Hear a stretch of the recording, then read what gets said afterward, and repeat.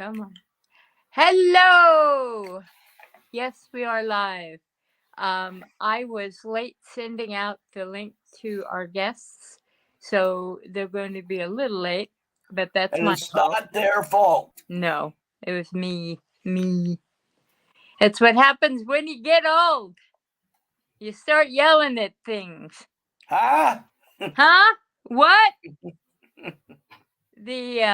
Larry and I have my husband and I have an ongoing joke thing about here we Oh, go. there's Dolly. Yay.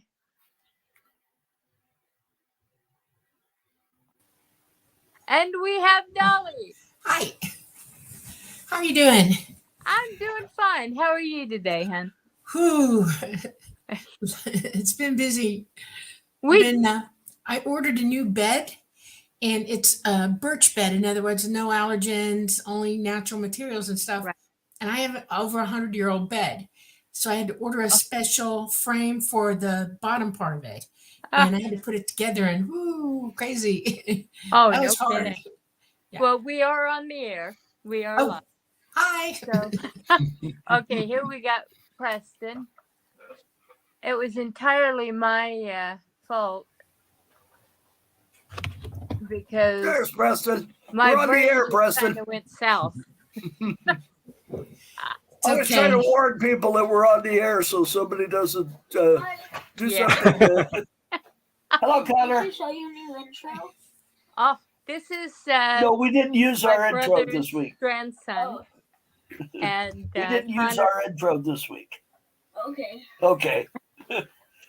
Connor likes our intro.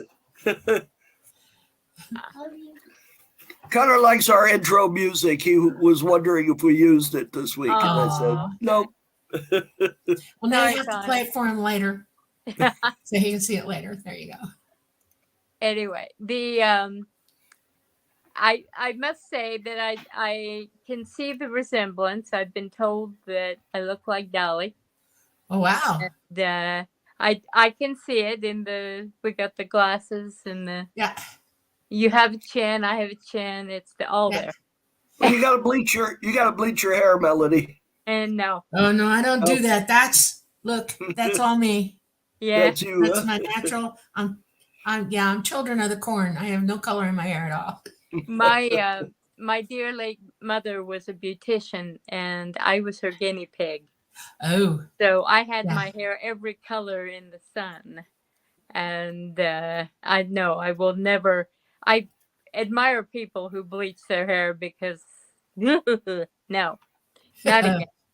Anyway, I was going to say I think the resemblance is probably because you're natively from Georgia. Yes, I'm also a part Cherokee. There you go. My mother's father's mother was full-blooded Ostahatchee Cherokee. Oh, there you go, Ostahatchee. Same with our family.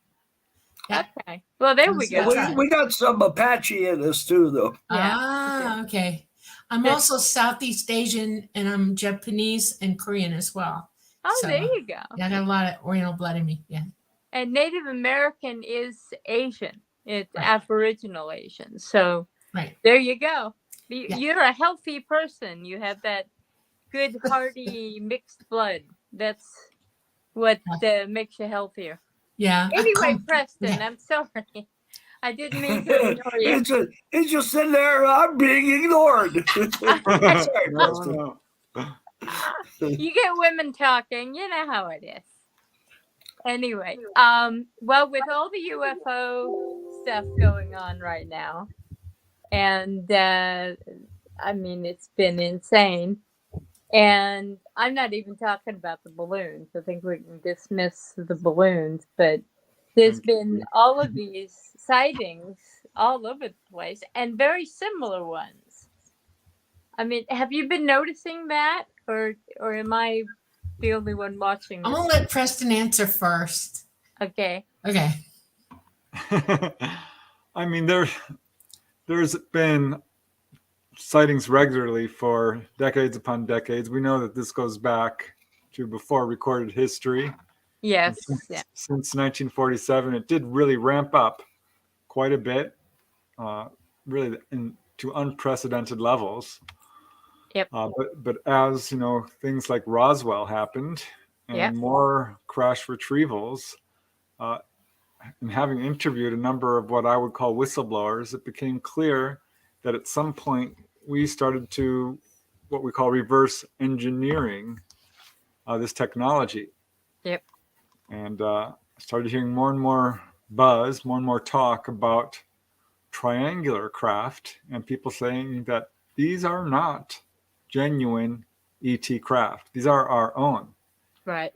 And after hearing that a number of times, I decided to go back through my own files and look at what I had. And I was shocked to see that I had very few of what I would call onboard experiences involving triangular craft.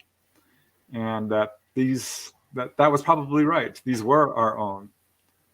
And Well, it makes sense since Mark and our sighting was in Hesperia, near George Air Force Base. We saw triangular craft. So yeah, we do have this technology. Two. Yeah, I did. They're called TR3Bs. Yeah. And they're matte black. And that's for stealth for them. They can ward off radar confirmation on them. Yeah. And I live near Edwards Air Force Base now. And mainly because my husband worked, he retired in aircraft. So that's cool. Yeah, we're right here. So he was at Skunk Works. He was in Skunk Works, wasn't he? Yeah, he was in Skunk Works. So he worked on those craft. Yeah. And but he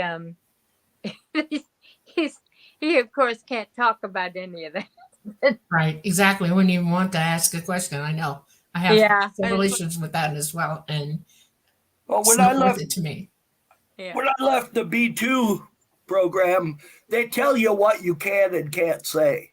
Right.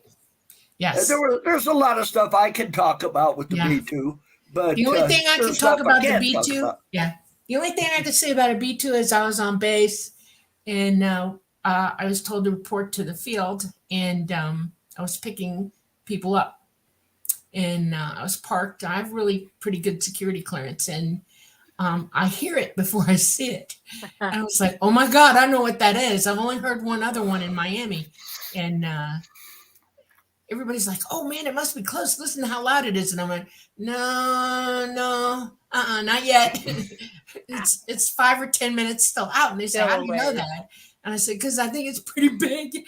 And we waited 5 or 10 more minutes, and finally we sighted it. And it had to circle us twice. And everybody, we had smokers going so they could see the wind, because the runway was just exactly right enough to get it down. And when it came down, it was like watching an elevator park. Okay. They're that big and long elevator. And I was shocked. I did not think I would ever see one in person. And I did that day. And it's like, wow. So it had a bigger wingspan than the B-52. Right. Exactly. It wasn't nearly as long. It was short. It took everything on both sides. That's right. Exactly. Yeah. You know, I'm interrupting myself and Dolly, but Preston and Dolly, I'd like you to introduce yourselves and tell us anything you'd like people to know about your books, your websites, any of your social media, and because I will forget at the end, and Mark will be too polite to interrupt me. Okay, I'll go first because I have less to say than Preston does. There you go. Okay, I'm Dolly Safran. I'm a conscious contactee. I'm generational as well. I've been having interactions with ETs my entire life. I don't have a website yet, but I do make videos on YouTube. And if you look at Dolly Safran, when you go on YouTube, just type my name in and I'll show up. And I have tons of video, well, not tons, but video of craft that I know about. And I also have videos that I'm starting to do and a couple of lives. And I have a playlist with everything I've done with Preston in it. And you can contact me in Messenger. All you do is look me up, Dolly Safran, and write to me. And if I'm not your friend, I'll still write back to you. And if you have a question, I most certainly will answer it if I can. And that's it. Go, Preston. All Your right. turn. Thanks, Melody. Yeah, I've been involved in this field a really long time. Honestly, it's most of my life now. I got involved in 1986 as a complete skeptic, but heard a report on the news, found out that several family members, friends, co-workers were having really dramatic encounters, not just sightings, but full-on onboard experiences or face-to-face encounters with ETs and a wide variety of paranormal experiences. So that knocked me flat over. It was like being hit by a ton of bricks. It really wasn't good news as far as I was concerned, but now I do, because it really woke me up. And I bought every book I could find on UFOs and ghosts and so forth. Joined MUFON, became a field investigator, started interviewing people formally, and after about 10 years, put out my first book. I do have a website. It's prestondennett.weebly.com. I've got 30 books out now, 100 articles, and now I'm all over social media. I've got a YouTube channel, Facebook, Instagram, Twitter, and you can find my books on Amazon. And that's the short version. And all your books, I mean, and this is amazing because there are many books, including a couple of mine, that are, 1 in 7,500,000. All of your books are under 1 million. And that's extraordinary. That shows you really do have a loyal following. And your latest book, of course, that I have read, and it's very interesting, and it's doing really well. So Yeah, Symmetry. yeah, It is Dolly's story. It did hit number 1 under the UFO category, mind you. Yeah. Which is a bit different than number 1 overall. True, But yeah, I'm very thankful that my books are doing well. You're in the I've top worked real hard. 100,000. That's amazing. Yeah. And Dolly, I'm very glad you brought up that it's Dolly's story, because I didn't want to be forward, and yeah, you do kind of identify her, but it's I think that's just a miraculous account. You have such a way with words, Preston, and Dolly's story is so fascinating that the two together just really meshed. And I so was so thank you. fortunate to find her. Yeah. Well, actually, she found me. I found Preston. Yeah. It actually, ET told me about Preston, and I went looking for him after that. So yeah. There you go. The tall grays did. My main contact. Yeah, I was having a hard gonna time. say, who are your main? What the breed of ET are you? It's an ethnicity. They're human like we are. They just look different. Right. They have the same human genome. We're related to them, absolutely. Yeah. It's the tall. I work with the tall grays mainly. I do work with some of what you call the Nordics or the tall whites as well, and then many of the other types, but mostly the grays, tall grays. And Talada is my main contact. He is the being that indwells the craft. The craft are all biological, and they're indwelled by a fifth dimensional non-corporeal entity. They're highly advanced, billions of years ahead of us, and they run the crafts. I work with them in that I was taught how to pilot as well, and I've been flying with them since I was about 19 years old, right after my 19th birthday. And I do gathering the children with them, where we go and make contact with people and make sure they're healthy. We do healings and stuff like that. We just keep an eye on everybody because there's lots going on in our world right now, and not everybody's okay, and they're keeping up with everybody that way. Yeah. Well, we have all kinds of stuff going on, but the important thing is we're finally hearing about this stuff. And, we have had, I don't think people are even aware, we've even had intelligence assets in television trying to guide the nomenclature, the the concepts away from the Yeah, it's paranormal. been going on for a long time. The media, the governments, it's all been coordinated for a long time, and they've worked very hard to driving the narrative that they're pushing, and it Right. keeps us all in line, and it kind of makes us slaves. And yeah, Well, the good If thing you is that that's changing. So if we're you want to read anything about media manipulation, Richard Doty has a number of books about that. he was the I- original media manipulator, though. Yes. well, yeah, I was just gonna say, interesting. Yeah. I live by a rule of thumb. Most of my life, I was guided away from anything in the media. I wasn't really encouraged to watch television or participate in any world event thing. None of it. I was held away from it, and then I was with ET a lot of the time. When I decided that I was going to talk to people, I had to dive in with both feet, and I went into shock. It was 10 times worse than I thought it was going to be, and it's like, you know, the old saying, "Oh, what a tangled web we weave."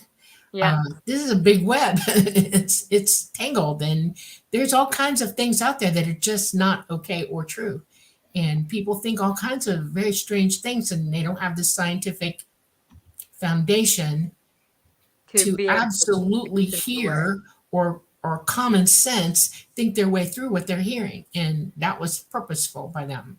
Yeah, And of course. yeah. Well, that was when I was very young. I started doing what I called at the time channeling, and I was sort of downloaded a lot of information. I've never even told Mark about this, but I pretty early on got the idea that we'd been massively lied to, and it just starts waking you up when you do have that secondary. Psych. Yes. How long have you known you were psychic? Oh, since my best friend died when I was 8, she came to me afterwards. Okay, there you go. There's the trigger right there. Yeah. Yeah. You talking about Jerry? Yeah. Yeah. Okay. I was wondering. Yeah. Well, you're very well developed apparently, Yeah. because you're telling me things that let me know for a fact that you're very well developed psychically, and that's good. That's what ET wants for everybody.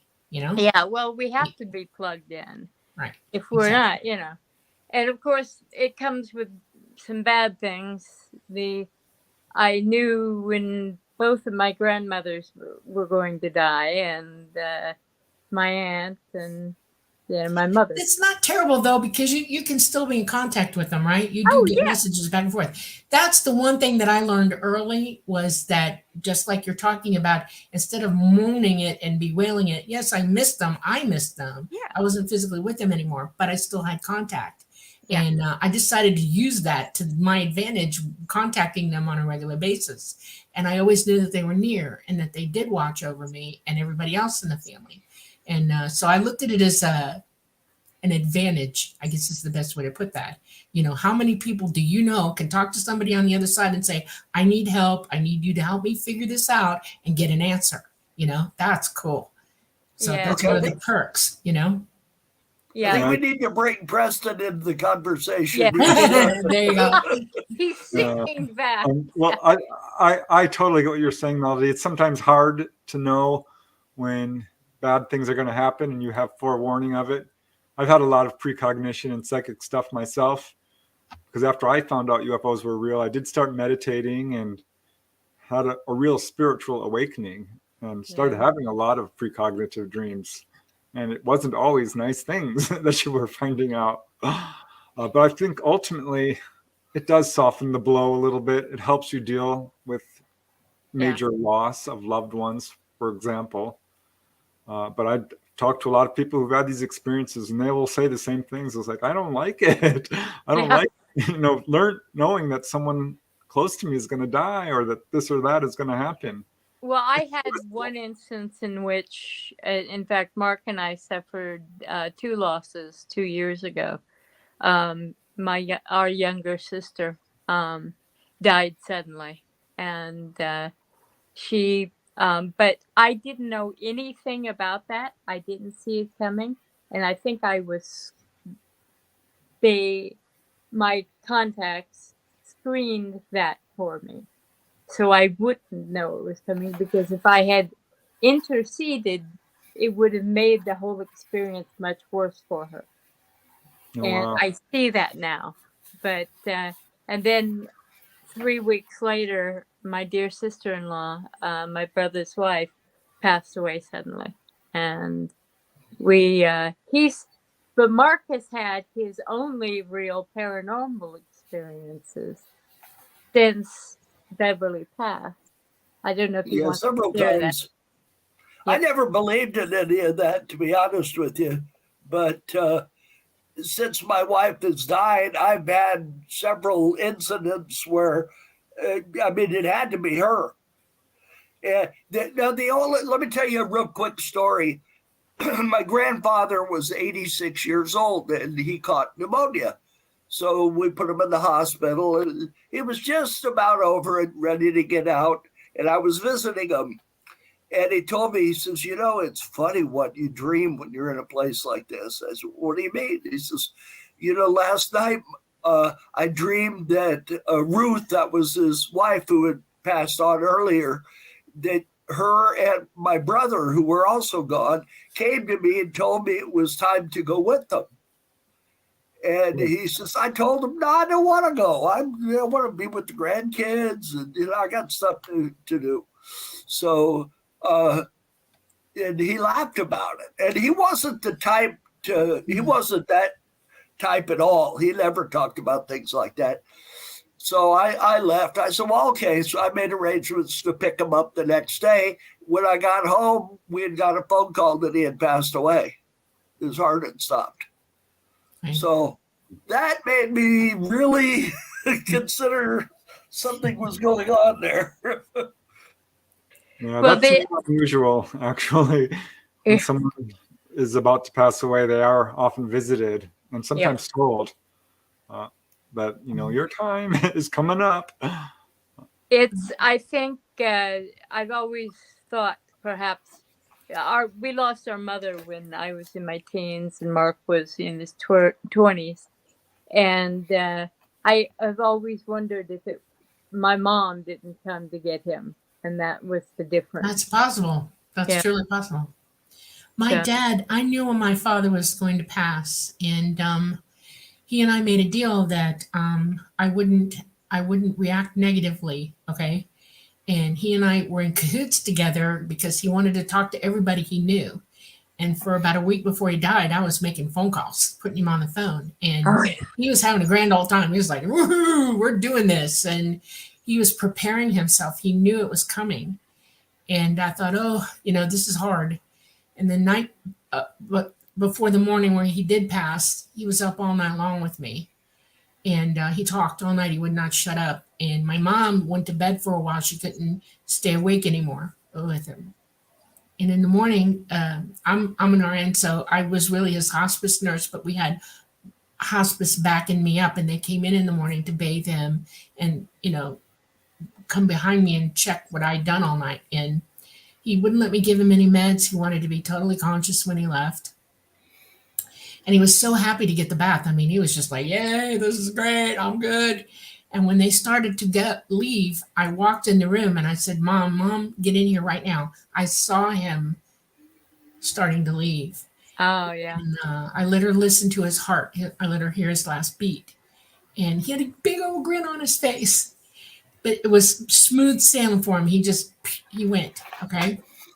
Yeah. Later that day, I'm in my room and I'm doing something. And I turn around and he's standing right there in the doorway looking at me, grinning. And I said, whoa.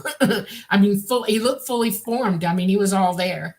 Yeah. And he said, I've got to go now. And I said, I thought you left.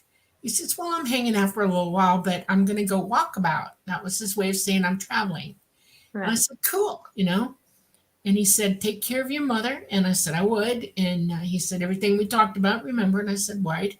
And he said, I will always be there when it's necessary. And I said, okay. and he was gone.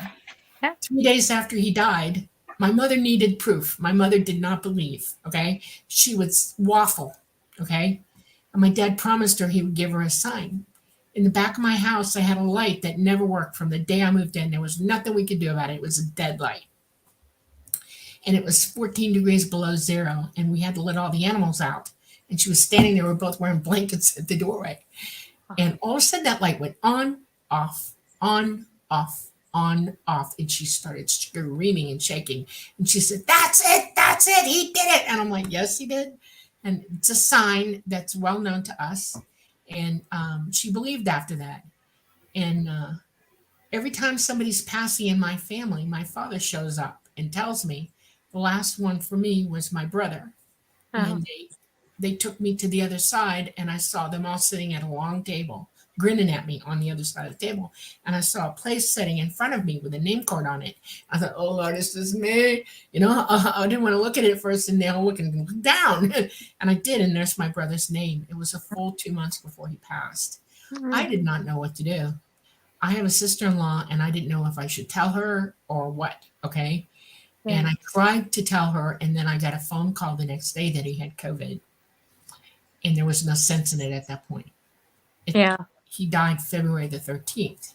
It's now 2 years ago.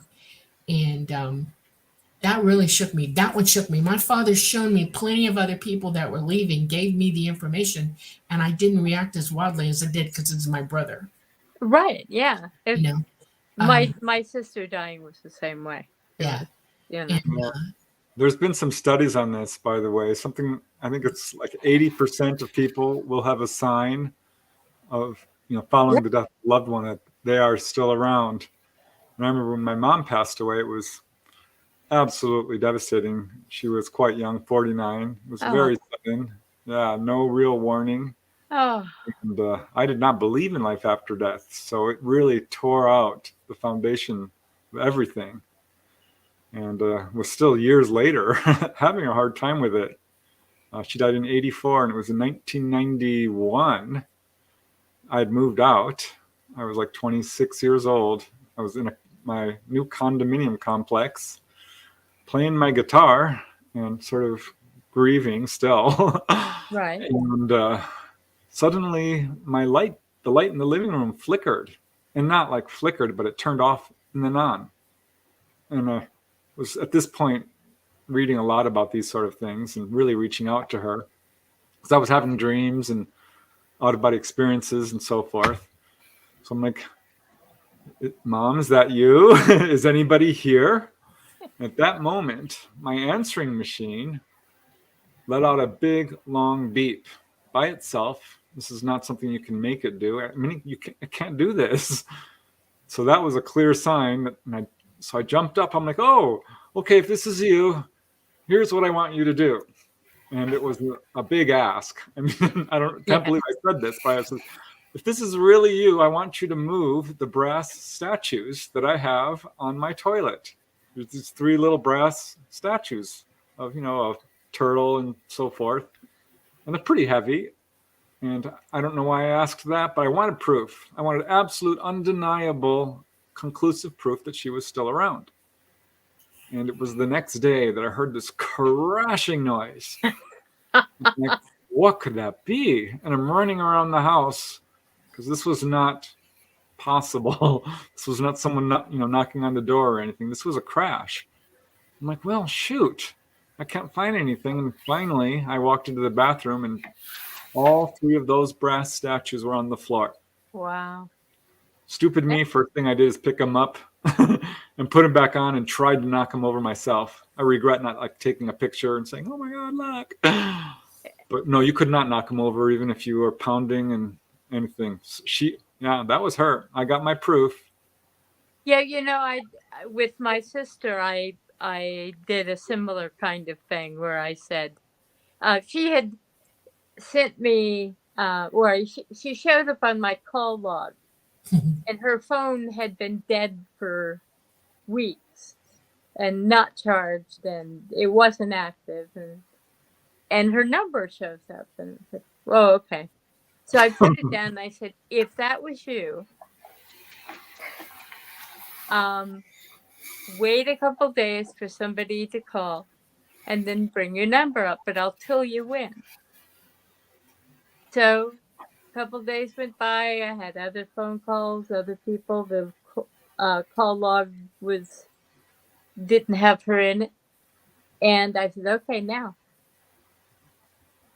as God is my witness, I picked up that phone and looked at the call log, and there it was. Amazing. That's cool. To me, that's Yep. proof. Undeniable proof. Right.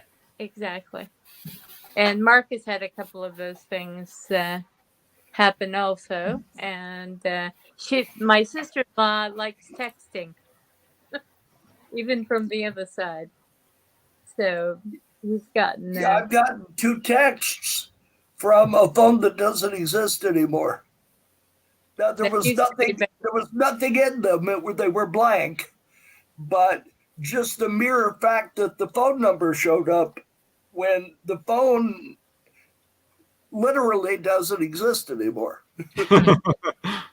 And I spoke with a cell person who handles phones for my own provider. And he told me it's impossible. Right. That can't happen. Yeah. And Well, I I'm said, still well, then Consciousness is electricity. It's light. Okay. Right. And it's generally that which can run on electricity in our situation here can be influenced by them electrically. They can summon up enough energy to tap or do what they want. And Right. It's very cool.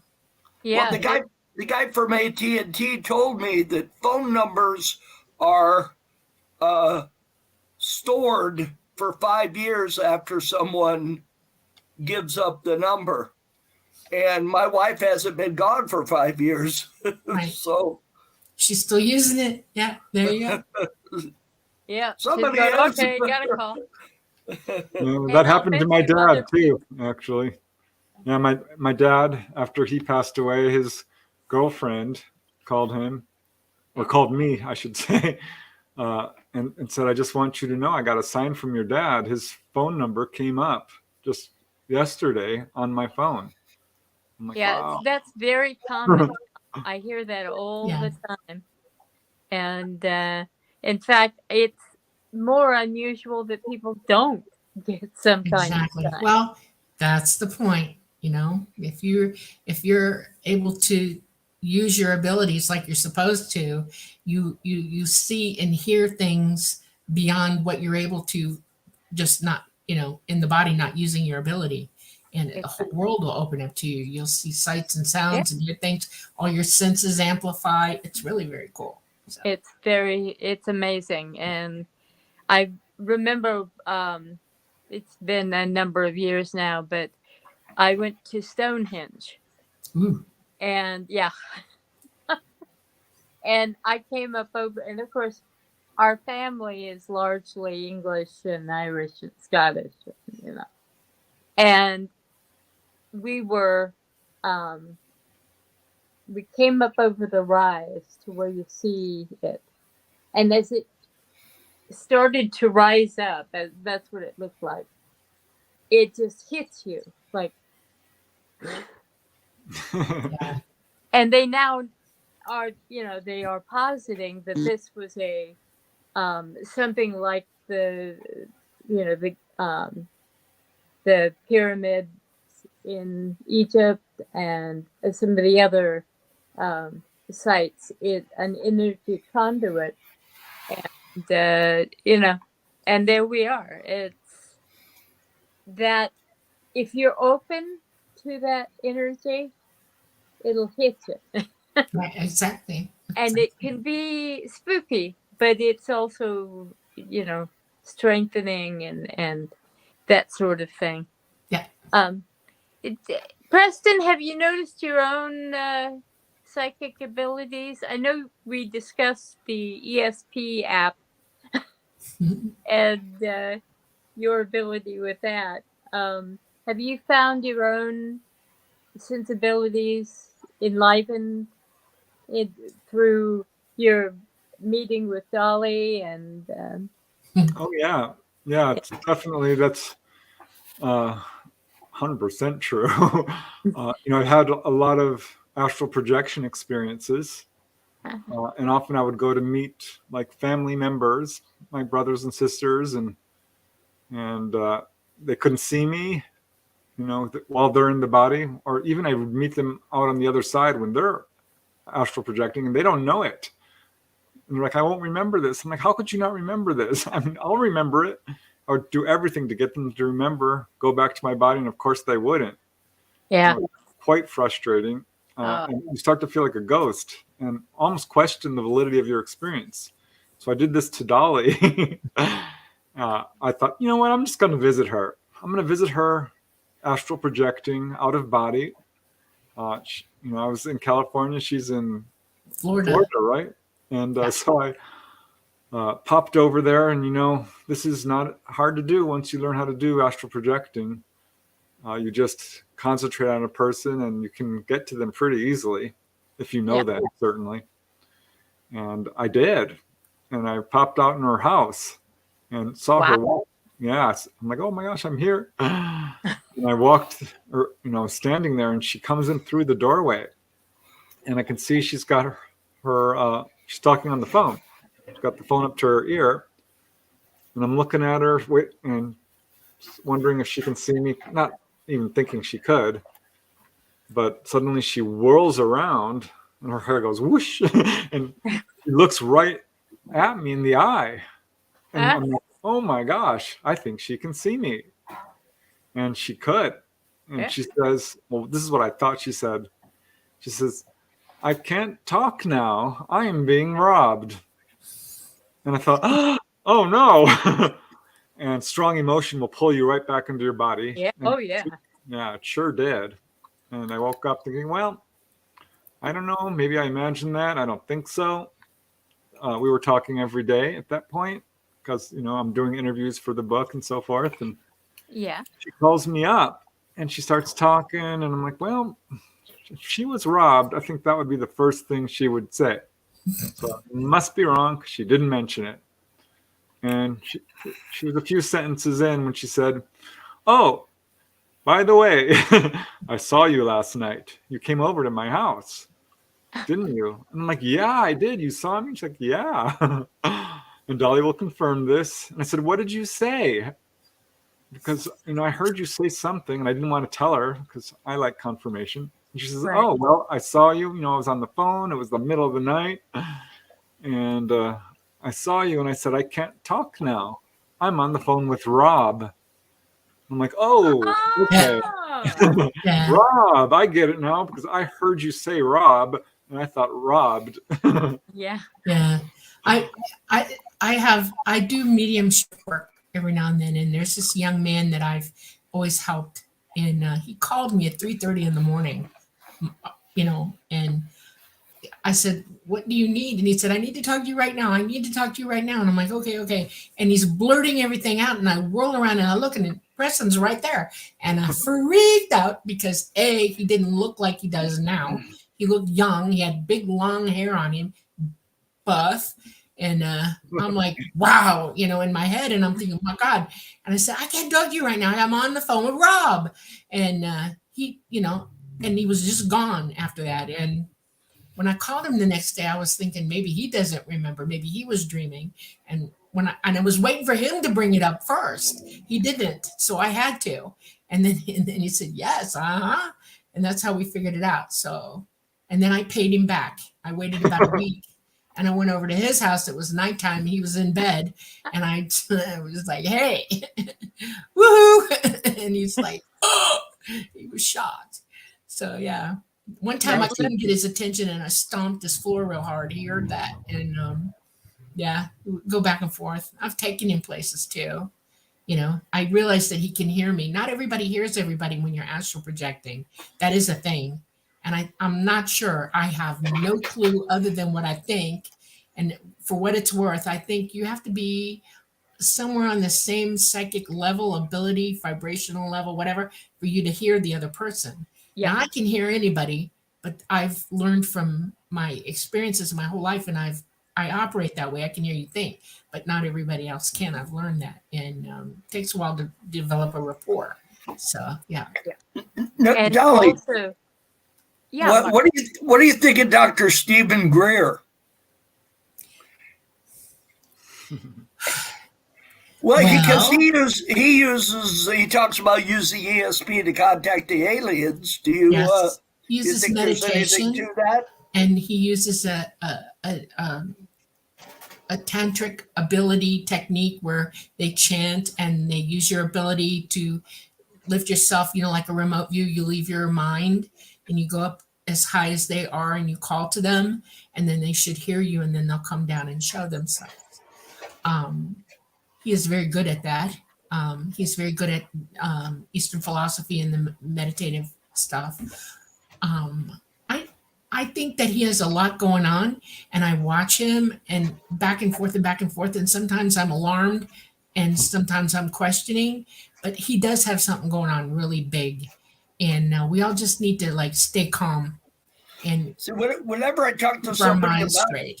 I'm Yeah. sorry. No, Whenever go I ahead. talk to people about UFOs, I always like to talk about three particular people, and I talked to Preston about it last time we spoke to Preston. Okay. How about Luis Elizondo? What do you think of him? No comment. Yeah, I Not don't going to like talk him. about it. No, I don't like him I don't want very to go there. much. Yeah. I think he's leading us down a bad path. Bob Lazar. Bob Lazar has impressed me a lot because his reporting on what happened to him and what he saw and how he understands it from a physicist's perspective, what he learned for himself from the craft that he saw is dead on. He knows what he's talking about. And I applaud his ability, to figure it out. There are a couple things that I think he's a little sketchy on, but it's nothing, okay? He is telling the truth. I can read your mind, and there's no falsehood about him at all. And Yeah, I've I'm always on thought his side about highly. everything. Yeah. I've always thought highly of him. George Knapp also. Yes. If it wasn't for George Knapp, a lot of this UFO stuff would have never become public. Right. Bob Lazar is like a shining star of intelligence, okay? And he just wanted to jump in and with both feet, and he did from early childhood, okay? And he's excited about what he does, and he loves science and physics, which everybody should actually. And it makes you innocent in a way because he got used and then abused by these people. And now that's a real hard thing to do. And it's like, I understand that. I've been in a position to be not as horrifically abused as he's been by them, but I've been taunted and tracked. And I can't even imagine what he's gone through with this. And he stood up to all of it. I applaud that in him. And steadfastly, you can't, there are not a lot of people who can hold up to the truth like that without cracking, not because they're lying, but because the truth is important. But if you're battered all the time, you can be battered into submission, and he never was. So I applaud that in him. I'm very, very respectful, and I applaud him. I do. Yeah, well, you can tell the media's up to something because they all support Stephen Greer. They support Luis Elizondo. Richard Dottie gets support, but they all bash Bob Lazar constantly. Yeah. There's a huge truth out there, okay? And if you read the book, you know what that truth is that I stated quite clearly. The science backs me up. There are NASA people who we won't name because it would hurt them, who are reporting the truth. There are people who are flat out geniuses and educated and know the truth and are reporting on it. And there are physicists who don't take government money to fund them, and they're free to say what they want. And they're reporting it as well. It's all around us. If you just keep watching things and looking for yourself and try to learn the science a little bit, and there's ways to do that, you'll know that we're heading into a big, big deal. And Well, I had someone the other day question me regarding I made a I love Jacques Vallée and his writing. Okay. I made a remark about something he had said, and they were all into their, their debunkerism. And I leaned forward and I said, "You do know he's a physicist." Correct. Well, Yeah. yes. And then Yeah. I pointed. Early on, Jacques Vallée, he was fully into everything. Preston, Oh, yeah. please correct me if I'm wrong. Mhm. And he was on board with all of this and knew it was going on and was reporting it correctly. And then he started to waffle, right? Yeah. Okay. Yeah. And so I He's don't know what come to away- think about that. Well, he didn't waffle enough because they murdered him. No, with Jacques Vallée. Isn't he the one that got hit and run? They killed No, him? that's John Mack. Yeah, that's John. Oh, Mack. yeah. Okay, that's right. Yeah. Yeah, John. I'm still Mack. learning about for all some these guys. reason- just so you For know. some reason, I confuse the two of them all the time. Well, No, they're Jacques both Vallée- superstars in this field. Yeah. Yeah. Jacques Vallée is definitely a pioneer. I mean, he Yeah. really has done a lot of really good work. He has tried to. He knows so much that his life, I think, is probably constantly in danger. Well, that's the point. Okay. Yeah. I mean, if they think you're a threat to their narrative, they're going to come after you. That is a fact. Yeah.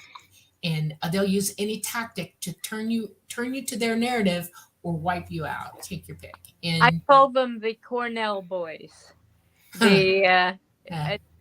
Sagan, Bill Nye. Yeah. Well, Sagan couldn't help it. They threatened his family. Yeah. Exactly. Sagan, I want to say this outright, okay? I know something about Sagan that y'all probably don't know about him. He was brilliant, and he had ways of thwarting them in his what he did and how he did it. And when he got his hands into the program where they put the disc on Voyager and all the information from us, he put encoded stuff in there that left no doubt to anybody who understands what was going on that he knew who they were. He was putting a message out to them, and he wasn't going to tell anybody here or let them thwart him from doing it. And he did it. And miracle of miracles, they answered him back. Whether they let you know about that is another story, but They did. So, yes. They came to the kids. Right.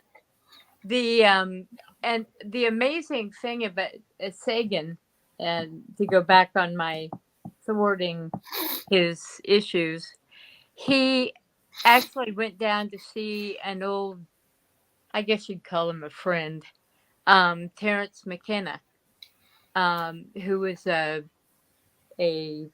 ethnobotanist. I believe that's the term they used. And Okay. That's he interesting. was a shaman, and he had conducted shamanic rituals, and Sagan went down there to participate in that. So I think toward the end of his life, he was fully involved in the fact that other things were going on. Yeah. I have you want to know what I know for a fact? I know that almost everything that you hear is either provable or debunking. Okay. Each one of us have the ability to prove or disprove things. The hardest things to disprove are gossip and hearsay. They're not traceable because they go back, and there's too many corners being turned, too many doors Right. opening and shutting. It's just almost impossible. And what happens is, over time, those things become immensely huge in the minds of everybody who hears them. And it clouds their ability to see or hear or debunk who's lying and who's not. That's why your intuition plays into this, because your intuition, if you're wide open and your psyche using it, you can hear the lie versus the, doo-doo. It is so involved now that when I hear it, I freak out because Preston will tell you, he's had some calls with me where I'm just like, help me. I get freaked out. There are stories out there that are so wrong, and there's so many of them.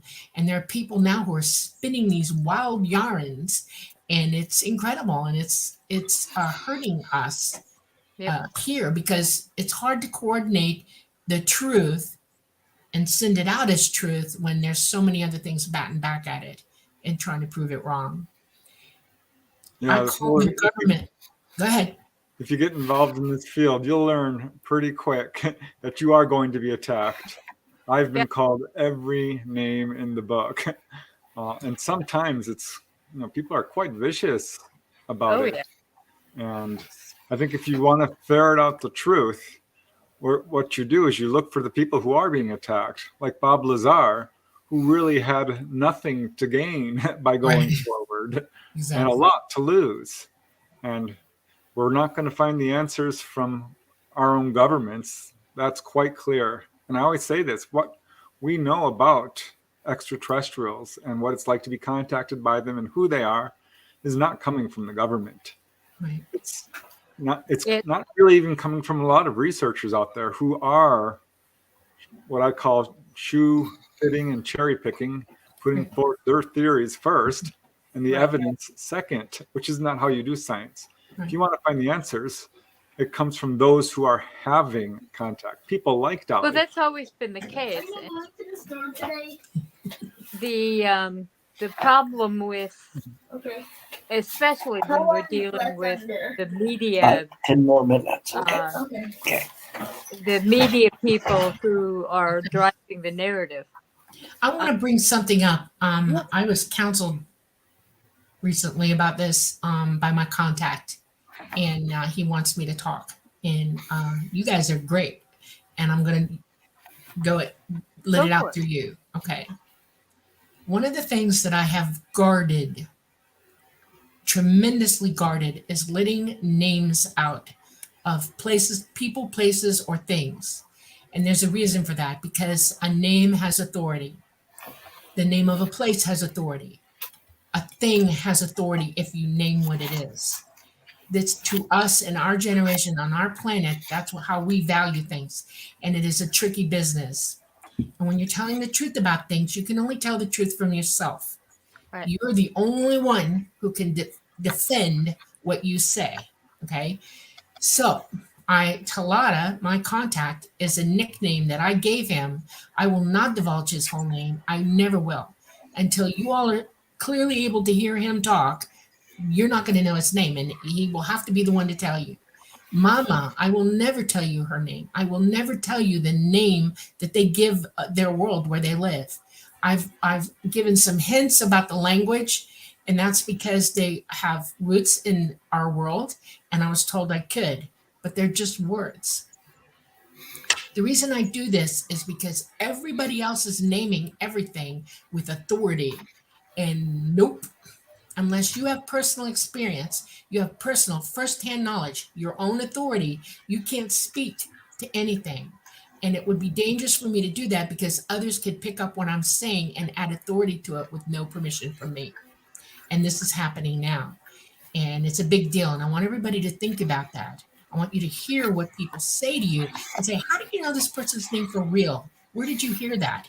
And you start backtracking, tracing where they're getting this stuff. And you'll find out that it's gossip, hearsay, and nonsense.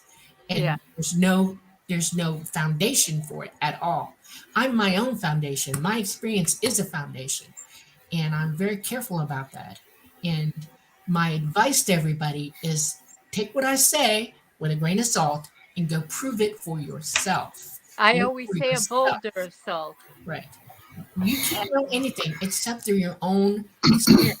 Exactly. And now, I'd like to make. Oh, I'm sorry. Go ahead. I'd like to say one thing. How I got into UFOs when I was a kid was through a book called Flying Saucers Top Secret, and it was by Major Donald Kehoe, who was at one time the director of Project Blue Book. And he was really the first mainstream military person to come out and reveal that, there was something there, that it wasn't all swamp gas and, mirrors, that there was something there. Have you guys ever seen the Mike Wallace interview that they did on 60 Minutes with Major Kehoe? Yeah, that's very interesting. I haven't seen it. I don't know. Preston probably has. Yes. I love Donald Kehoe. This field would not be where it is today without him. Yeah, he stood alone. And again, at great personal risk, great professional risk, and stuck to his guns and basically proved that there is a cover up and that our governments, our military is not telling the truth about this. All of his books are required reading for anyone who's truly interested in this field. Yeah, like I say, the Flag Saucer Top Secret is the one that got me going. There's so many. There's a small group, but there are a lot of smaller players who have held their ground against a lot of scrutiny and a lot of abuse over the years. And Donald Kehoe is one of them. Bob Lazar is another. I'd like to put a good word in for Whitley Strieber. Yes. Who was attacked viciously by the media. Absolutely. And Whitley's a great guy, and he's as honest as the day is long, and he's been through a lot. In well, that's why I think that the mainstream media has brought this Luis Elizondo out there. He's their person to make statements that how they want them said. He pretends to be a UFO believer, but I don't think he is. I think he's just a mouthpiece for the government, is what I think. Can I tell you a secret? This is a good secret to know. Don't worry about what all those people are saying. They're misdirecting you 100%. It's smoke and mirrors, politically, all of it. If you depend on them to tell you what you should be able to figure out for yourself, you're already in trouble. You're already too much of a slave to what they say. Don't be. Free yourself from that negativity, because that's all it is. And it influences you in ways that you don't want to have happen to you. You can't use your ability fully if you're not able to block that out anyway. So just give it up. Don't worry about what they say. They're not going to tell you the truth. You can ask Melody. I never watch the news. Yeah, it's true. I don't want to hear anything the media has to say because I don't believe in it. Yeah, you can tell when the prices are going up because you see it start happening, and you're able to cognitively say, okay, this is happening. You're able to tell when your taxes are going up, that they're taking money from you, and what the hell are they doing with it? They can't explain anything. Well, it's all being manipulated to destroy the middle class. We don't have to hear them talk. All you have to do is download the books. You have access to their information. They have to. And I'm not even sure that's accurate anymore, to be honest with you. But you have an idea what the debt is, okay? Where's it all going? This could have fed everybody 10 times over. What are you doing? This should let you know that there are things going on around you that you need to be prepared for. We're watched all of our, where are you going to get meat from and chicken from this year? Where are you going to get food from this year? I guarantee you there are things happening. You can hear things in the newspaper. They'll blurb things like the farmers are concerned. They create GMO crops. And now South America went, no more. No, don't want them. They know they're bad. Farmers have tooled to do only GMO farming, and now they're screwed because they don't have the money or the resources to go back the other way to produce regular crops. Yeah, there's another problem. The nitrates that they use to farm, guess where they're at? Guess where? Where are we at war, or Russia at war? Who's at war? Every nitrate we get in bulk comes from that country. Yeah. And Russia, as a matter of fact. How are the farmers going to farm this year? You think there's going to be some starvation going on? You bet. Our supply trains are disappearing. Railroad tracks are being blown up. Pipelines are being blown up. I mean, think about it. Critically think about it. What do you think's happening around you? If your infrastructure starts to disappear, where are you going to be left? What's going to happen? There's certainly things happening. Nobody happening. has to tell you that they're up to something, and we're the end of the line for them. Okay. The good thing is we have factors protecting us. Well, let's just hope they never take the internet away from us, because that's the only place anybody is hearing anything. I know. I want you to be blunt. Spiritually, you can be protected. You live forever. Okay. Yeah. Your consciousness never dies, but the body that you're in can and will. Oh, sure. We And live in a will. third degree gravity heavy construct. The entire universe is made this way. And if somebody decides they're going to take you out and plans it, trust me, there's no saving you from that. None. Oh, I So agree. you have to think about how you're going to react to it. That's the most important thing. Always remember, react from what you need to do, most important. And there are 3 levels of that. 1, take care of yourself. Be healthy, because you can't help anybody if you're not healthy. The Exactly. second one is be prepared for anything. People have been so used to being mollycoddled and having everything given to them that they have no idea what it means to sustain their life without the aid of everybody else. And Yeah, that means exactly. services, all that Uh, stuff. And the third Preston, one you got is anything? Oh, I'm sorry. decide how you want to live your life and joy, because that's the most important lesson we all have to learn here anyway. We're here to learn, and you can't do that if you're afraid. You can't do that if you're confused. You can't do it if you're panicking. Live in joy. It'll help you see things clearly. Yeah, I Well, agree. We're gonna have to wrap up. So, I know, Preston, and do you have on that anything to note- say? I would underline what Dolly's saying, and I like what you said, Mark. The media is not the place to look for answers. If you want to, don't listen to what people are saying. Look at what's going on. Look That would be my advice. inside. Look Right. inside yourself. Right. Feel your heart, and that's the important thing. That's where you are. That's right. And I want to thank you both for being with us. You're I welcome. came in at the My last pleasure. minute. Thank you. And I was glad that I got the message. Preston's like, have you not? I've been weirded out because I'm doing all kinds of stuff this week. He says, have you not spoken to her? And I was like, And I went looking for you. My messenger rolls everybody up, and you were down at the bottom of the heap. I was like, Yeah, that's life. So I'm sorry.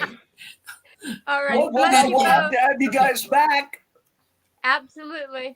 Okay. We hope you'll want to come back. Yes. And I'm watch sorry. our show. Watch our show next week. We have one of the stars of a Let- old sci-fi show on. Land of the Giants. Yes. Yep. Oh, Stephen One of the stars Arnberg. of Land of the Giants. wow. Okay. We Very cool. I'll will watch. Okay. talk to you both soon. Okay. All right. Thank you. Bye, everybody. Take care. Bye.